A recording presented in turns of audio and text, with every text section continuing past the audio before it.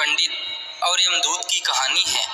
दोस्तों, कहानी को ध्यानपूर्वक सुनिएगा, बहुत ही अच्छी कहानी है। जय श्री कृष्ण। दोस्तों, एक समय की बात है, किसी गांव में एक बहुत ही ज्ञानी पंडित रहता था। एक दिन वह अपने बचपन के मित्र से मिलने के लिए दूसरे गांव जा रहा था। वह मित्र बचपन से ही गूंगा व एक पैर से अपाहिज था। मित्र का गांव काफी दूर था। रास्ते में और भी कई छोटे छोटे गांव पड़ते थे। पंडित अपने धुन में चला ही जा रहा था कि रास्ते में उसे एक और आदमी मिल गया।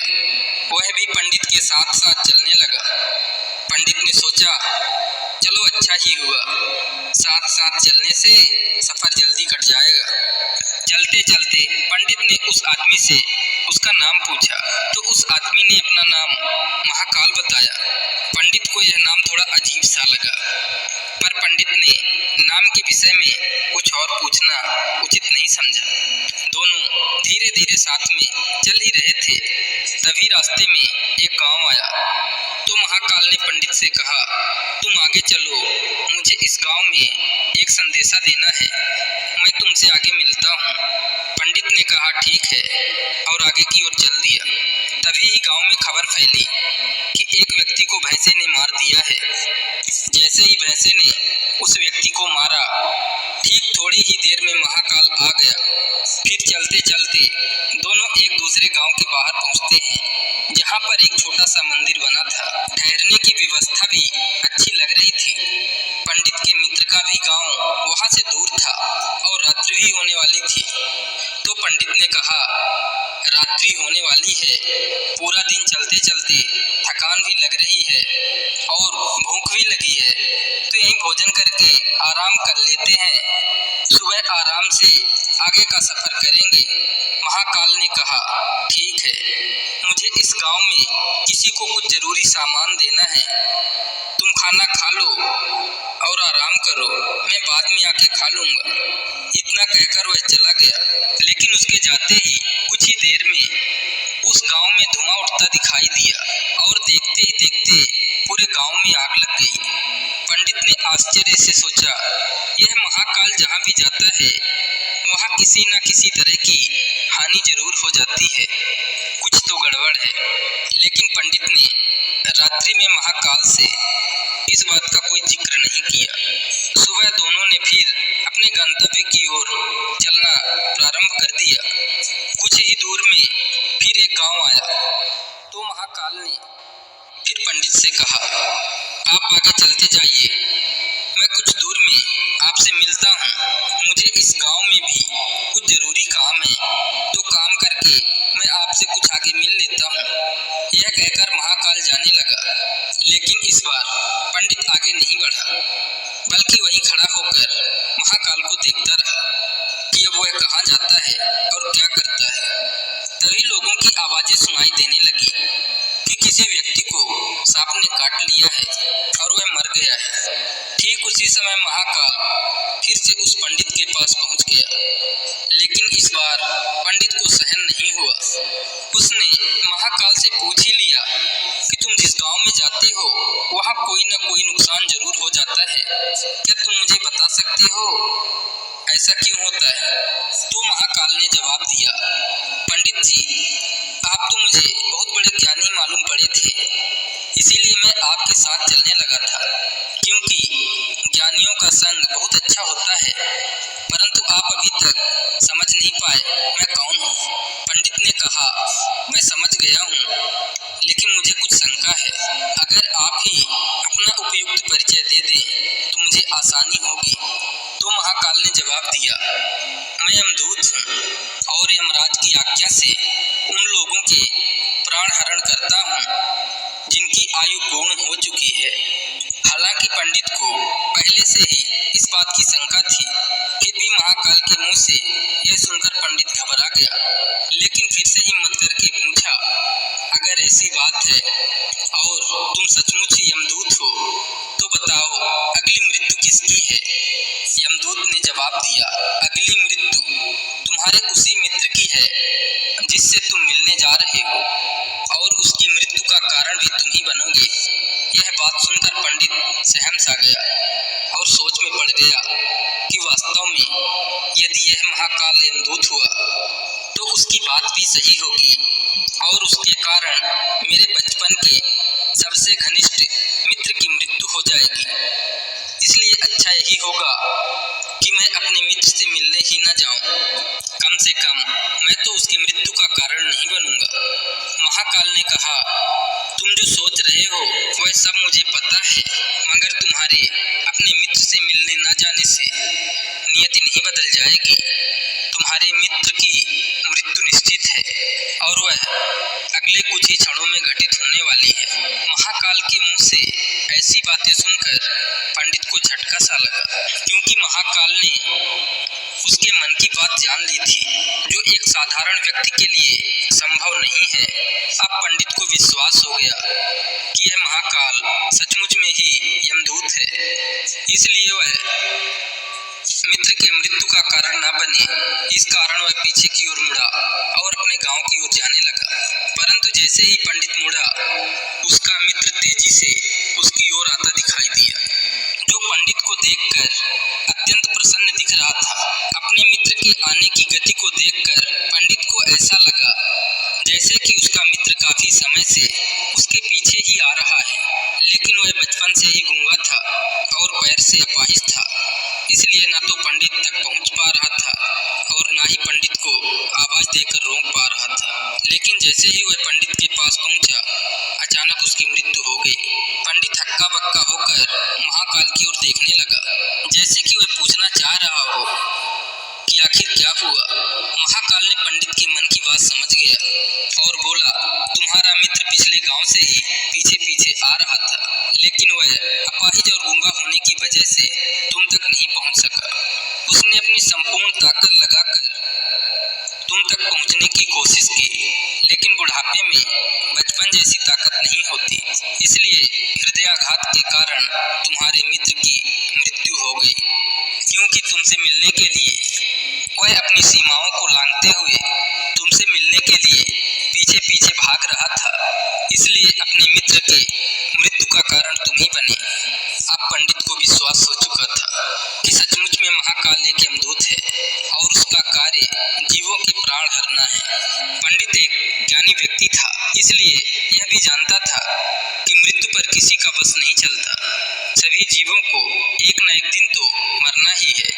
यही सोचकर उसने अपने आप को संभाल लिया, लेकिन अचानक पंडित के मन में स्वयं की मृत्यु के बारे में जानने की इच्छा हुई, इसलिए उसने महाकाल से कहा, जब मृत्यु मेरे मित्र की होनी थी तो तुम शुरू से ही मेरे साथ क्यों चल रहे थे? महाकाल ने जवाब दिया, मैं तो सभी के साथ चलता हूँ और हर क्षण चलता रहता हूँ, किंतु लोग पहचान नहीं पाते, क्योंकि लोगों के पास अपनी समस्याओं के अलावा किसी और व्यक्ति, वस्तु या घटना के संदर्भ में सोचने व उसे देखने समझने का समय ही नहीं होता। तो पंडित ने कहा, क्या तुम बता सकते हो मेरी मृत्यु कब और कैसे होगी? तो महाकाल ने कहा, हालांकि किसी सामान्य जीव को यह जानना उपयुक्त नहीं है, क्योंकि कोई भी जीव अपनी मृत्यु के बारे में जानकर दुखी ही होता है, लेकिन तुम ज्ञानी व्यक्ति प्रतीत होते हो और अपने मित्र की मृत्यु को जितनी आसानी से सहन कर लिया है, उसे देखकर लगता है तुम अपनी मृत्यु के बारे में जानकर भी दुखी नहीं होगे। तो तुम्हारी मृत्यु आज से ठीक 6 महीने बाद आज के ही दिन किसी दूसरे राज्य में फांसी लगने से होगी, और सबसे आश्चर्य की बात यह होगी कि तुम स्वयं खुशी से फांसी को स्वीकार कर लोगे। इतना कहकर महाकाल जाने लगा, क्योंकि महाकाल के पास पंडित के साथ चलते रहने का अब कोई कारण नहीं था।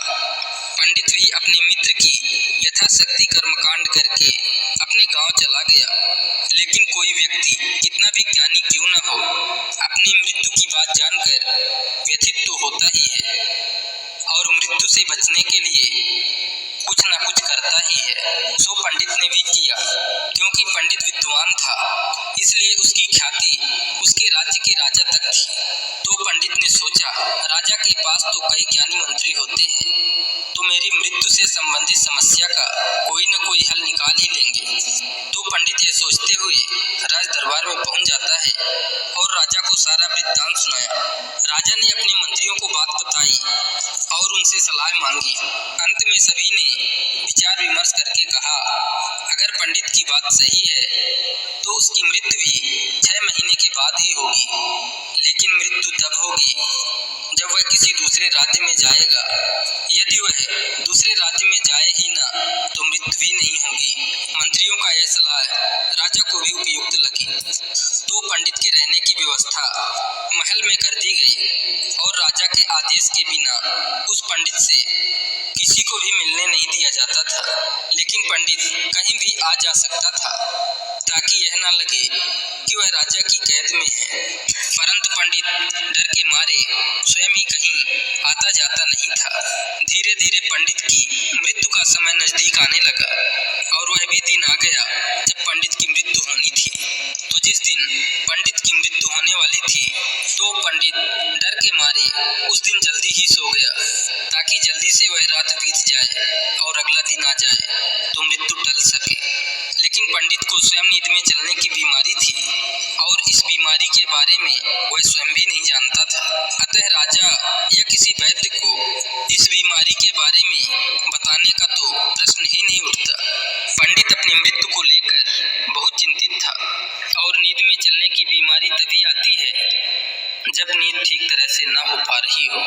तो उसी रात पंडित को नींद में चलने का दौरा पड़ा। वह उठा और महल से निकलकर अस्तबल में गया। पंडित राजा का खास मेहमान था, इसलिए किसी पहरेदार ने भी नहीं रोका और न ही किसी तरह की पूछताछ की।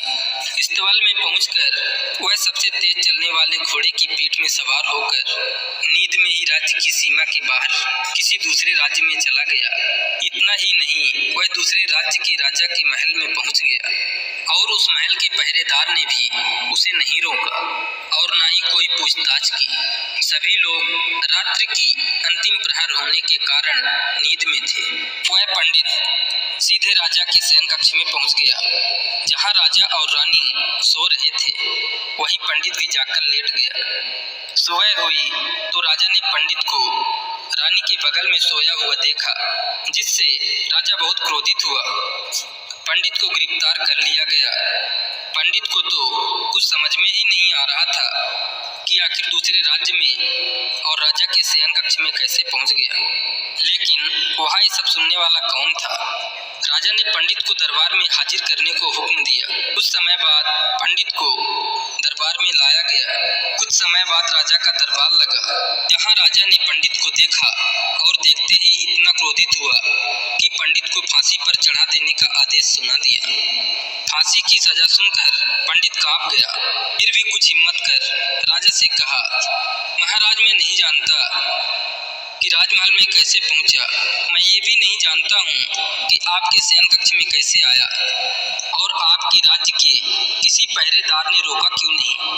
लेकिन मैं इतना जानता हूँ कि आज मेरी मृत्यु होनी थी और होने भी जा रही है।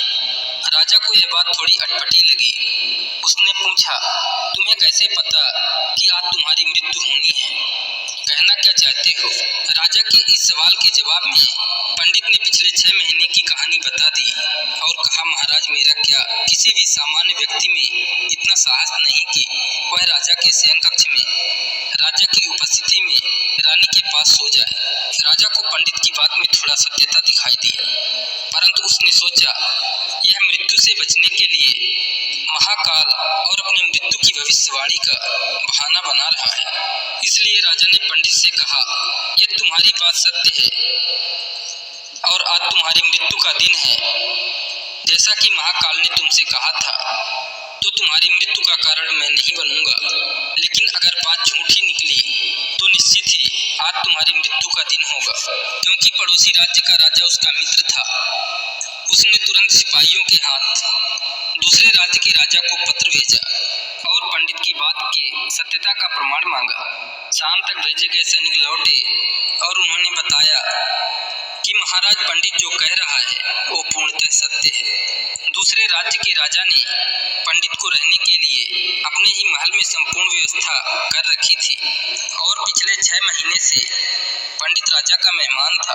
कल राजा अंतिम बार इसके शयन कक्ष में मिले थे और इसके बाद यह इस राज्य में कैसे पहुंच गया, इसकी जानकारी किसी को भी नहीं है। इसलिए उस राज्य के राजा के अनुसार पंडित को फांसी की सजा देना उचित नहीं है। लेकिन राजा के लिए एक नई समस्या आ गई, क्योंकि उसने बिना कुछ जाने ही पंडित को फांसी की सजा सुना दी थी। इसलिए अगर पंडित को फांसी न दी जाए तो राजा के कथन का अपमान हो जाए, और अगर राजा के द्वारा दी गई सजा का मान रखा जाए तो पंडित की बिना वजह ही मृत्यु हो जाए। राजा ने अपने सभी मंत्रियों से इस बात की चर्चा की। सभी मंत्रियों ने सुझाव दिया कि महाराज, पंडित को एक कच्चे सूत से फांसी लगवा दें। इससे आपके कथन का भी मान रह जाएगा और कच्चे सूत के धागे से पंडित को भी फांसी नहीं लगेगी और उसके प्राण बच जाएंगे। राजा को यह सुझाव अच्छा लगा। उसने ऐसा ही आदेश सुना दिया। पंडित के लिए कच्चे धागे के सूत का फांसी का फंदा बनाया गया और नियम के अनुसार पंडित को फांसी पर चढ़ाया जाने लगा। सभी लोग खुश थे कि न तो पंडित मरेगा और न ही राजा का वचन झूठा पड़ेगा। पंडित को भी विश्वास था कि सूत के धागे से तो उसकी मृत्यु हो ही नहीं सकती, इसलिए वह भी खुशी खुशी फांसी पर चढ़ने को तैयार था, जैसा कि महाकाल ने उससे कहा था। लेकिन जैसे ही पंडित को फांसी दी गई, सूत का धागा तो टूट गया, लेकिन टूटने से पहले उसने अपना काम कर दिया था। पंडित के गले की नस सूत के धागे से कट चुकी थी और पंडित जमीन पर पड़ा तड़प रहा था।